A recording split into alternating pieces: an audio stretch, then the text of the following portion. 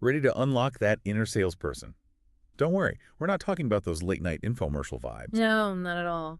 Today's deep dive is all about confidence, and we're taking cues from this book, Confidence: How to Sell Yourself. It's got some seriously interesting stuff in it. It really does. One of the things that really struck me was how it reminds us that we're always selling, even when we don't realize it.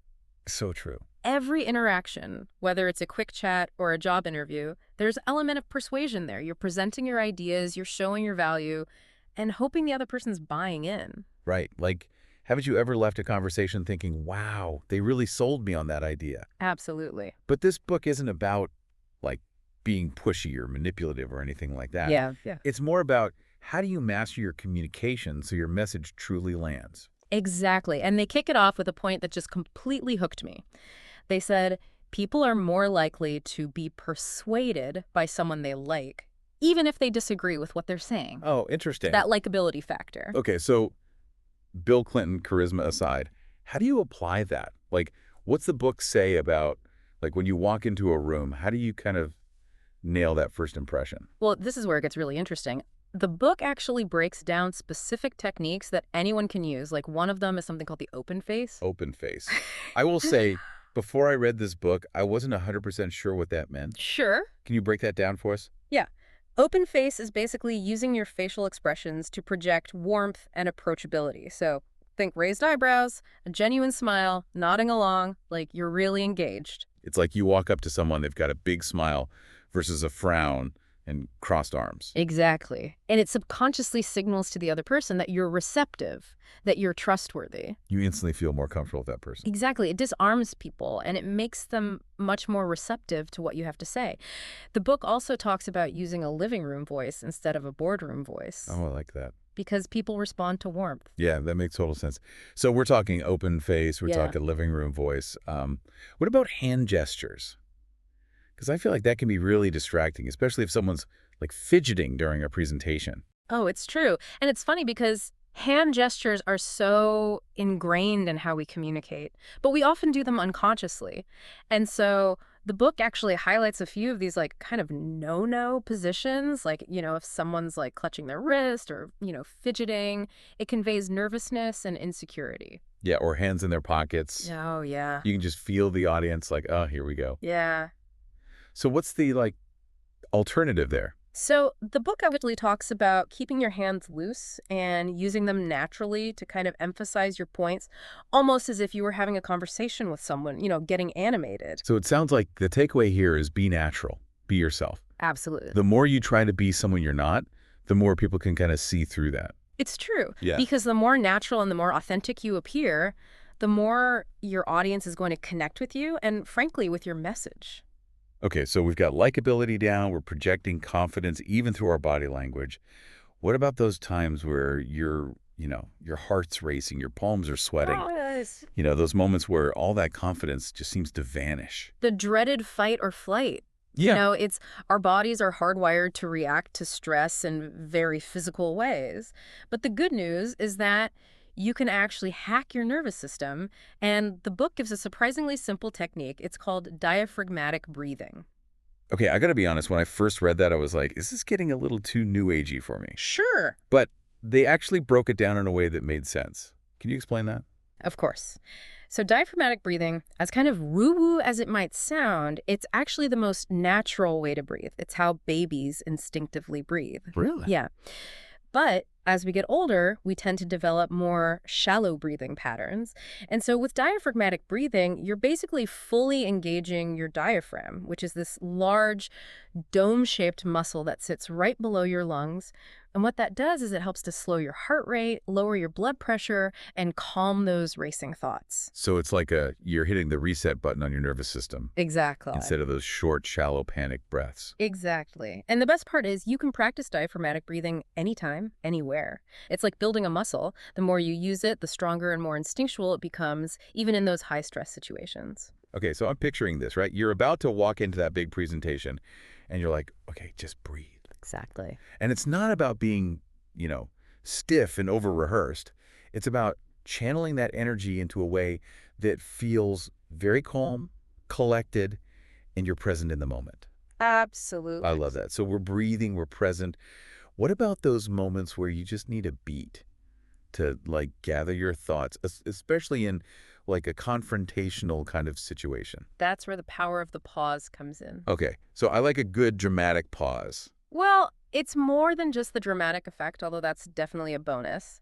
But the book argues that silence can be an incredibly powerful tool, especially in confrontations or negotiations. Interesting. Yeah, because think about it. If someone throws a tough question your way, what's your instinct? To respond right away. Ex- Like, oh, I got to have an answer. right. But often that knee-jerk reaction leads to rambling or saying something that you later regret. Oh, been there. Yeah. My brain just goes into overdrive and suddenly I'm like, why am I saying this? Exactly. So instead of immediately reacting, the book suggests embracing the pause.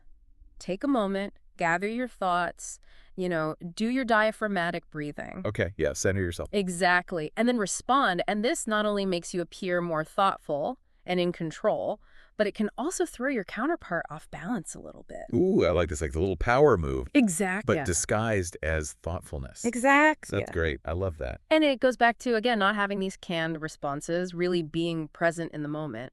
Okay, so we're being present, we're pausing, we're using our breath. Is there anything else that we can do to kind of really connect with someone in those crucial moments?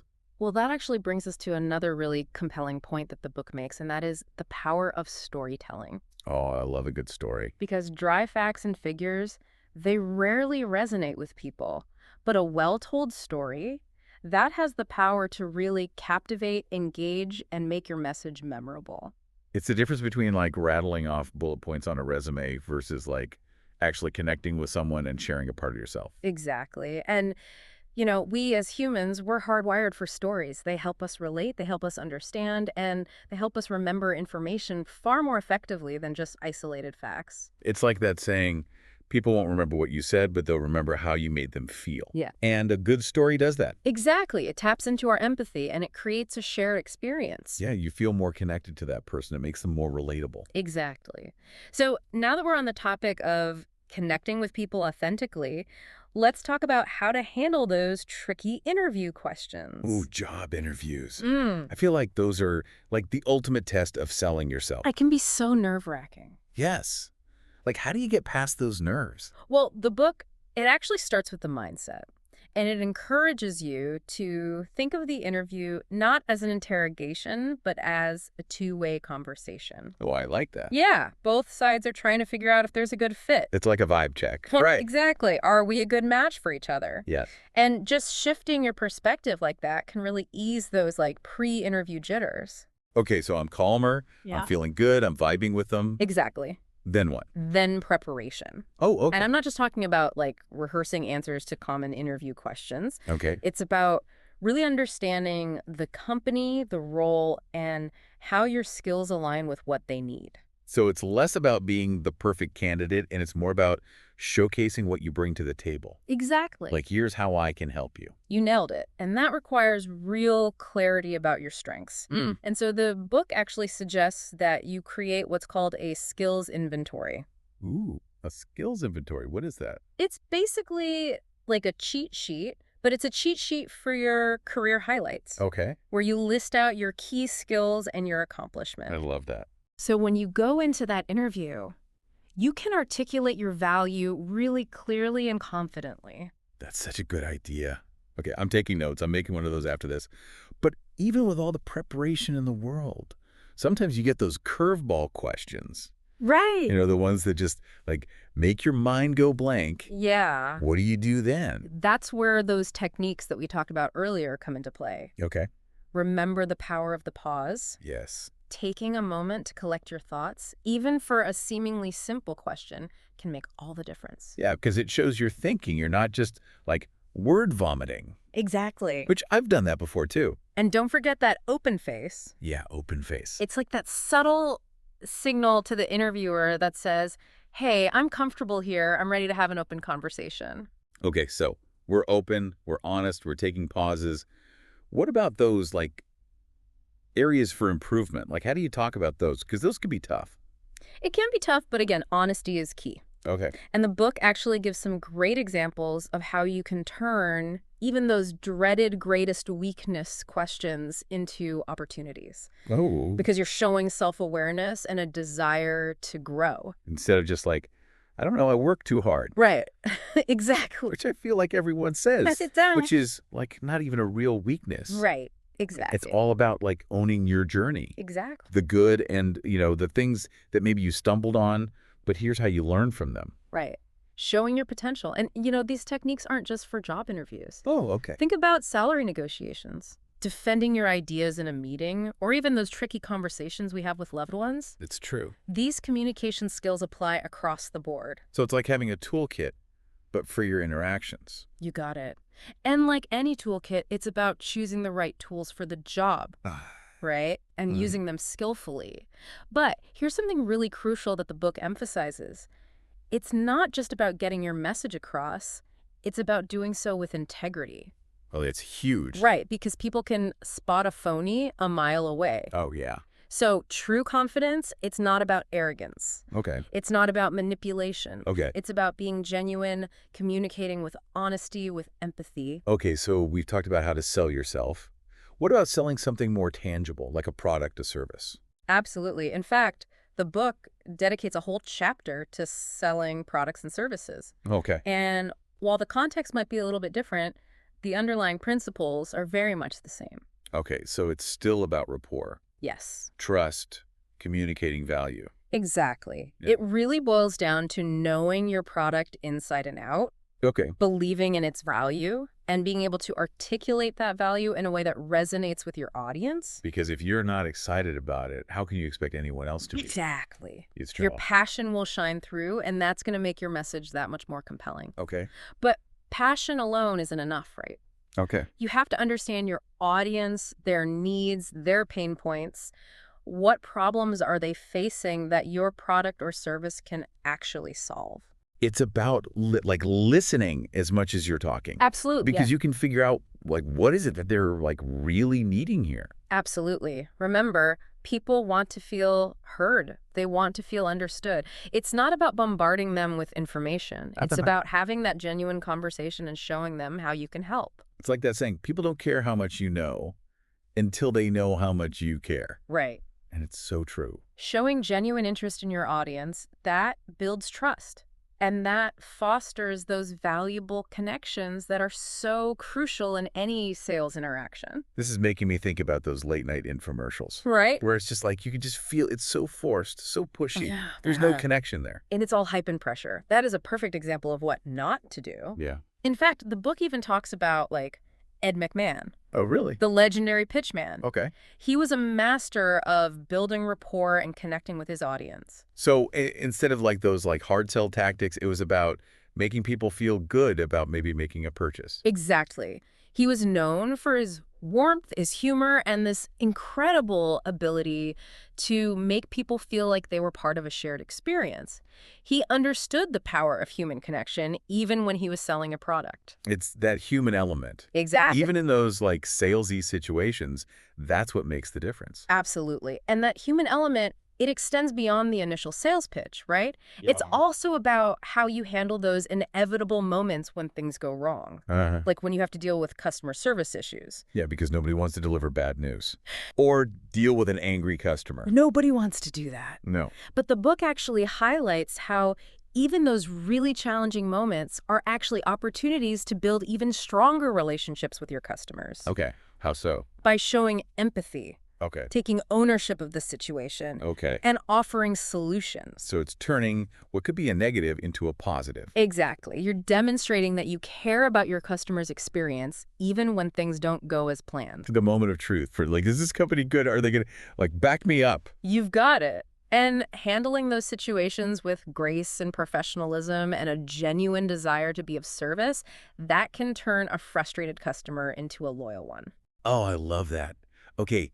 This deep dive has been amazing. Like we've gone from nonverbal cues to storytelling to like mastering those tricky sales situations. Yeah. What was something that surprised you in this book? You know, one thing that really struck me was the emphasis on the power of silence.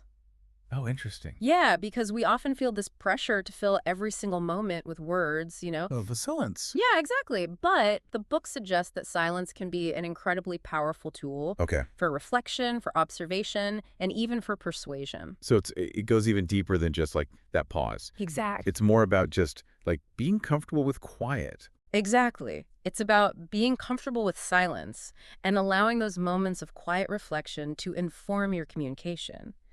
So instead of seeing silence as something awkward or uncomfortable, embrace it as an opportunity to be more present, more thoughtful. In a world that's so noisy and fast-paced, Right? that silence is even more important. Yeah, absolutely. Yeah, I like that a lot. It gives us a chance to connect more deeply, not just with ourselves, but with our audience and with the messages that we're trying to convey. This is really making me think about communication on a whole other level. Yeah, It's not just the words you say. right. It's how you say them. Yes. It's how you present yourself. Yeah. It's how you connect with another human. You've hit the nail on the head. This book really underscores that communication is a fundamental human skill. And like any skill, it can be honed and refined with practice and intentionality. So even those small interactions, Yes. where you're like, oh, this doesn't really matter. Mm-hmm. It all matters. It does. Because by mastering these communication techniques, we can unlock our full potential as communicators and build those stronger, more meaningful relationships in our lives. And isn't that what it's all about? Absolutely. Connecting, sharing ideas, making sure that you feel heard. Exactly. And that you feel fulfilled in your interactions. Okay. Well, with that, I think we need to move on to how to handle those confrontational situations, because those can be really tricky. Right? Confrontations, right. They're part of life. They are, unfortunately. Whether it's a heated debate or you're dealing with a difficult coworker, how do you handle those tough conversations with like grace and confidence? Because it's easy to like get caught up in the moment. Right. It's so easy to get reactive, but this book had a really interesting perspective on this. They actually emphasize de-escalation rather than escalation. Interesting. So it's about finding that common ground and working towards a mutually beneficial outcome instead of viewing it as a battle that has to be won. So even when you disagree, it's like, how can we work together to kind of come to a solution? Exactly. And it starts with understanding the other person's perspective. The book talks a lot about active listening, Okay. asking clarifying questions, really trying to see things from their side, even if you don't agree with it. It's that whole like seek first to understand, then to be understood kind of thing. That's it. Yeah. It's about creating that space for open, honest dialogue even, and maybe especially when emotions are running high. Okay. That makes sense. But what about those times when the other person is just being totally unreasonable or like aggressive? Right. The book has to address that too, right? Right, and it does. And it actually gives some surprisingly effective techniques for those kind of heated moments. One of them that really stood out to me was something called the broken record approach. The broken record, as in like, I'm just going to keep repeating myself. Pretty much, yeah. It might sound overly simplistic, but it can be really powerful. So the idea is that you calmly and consistently reiterate your point, even when the other person tries to interrupt you or derail the conversation, or maybe even manipulate you a little bit. So it's about like setting a boundary and sticking to it, Exactly. even when it's hard. You got it. You're maintaining your composure and you're staying laser focused on your message.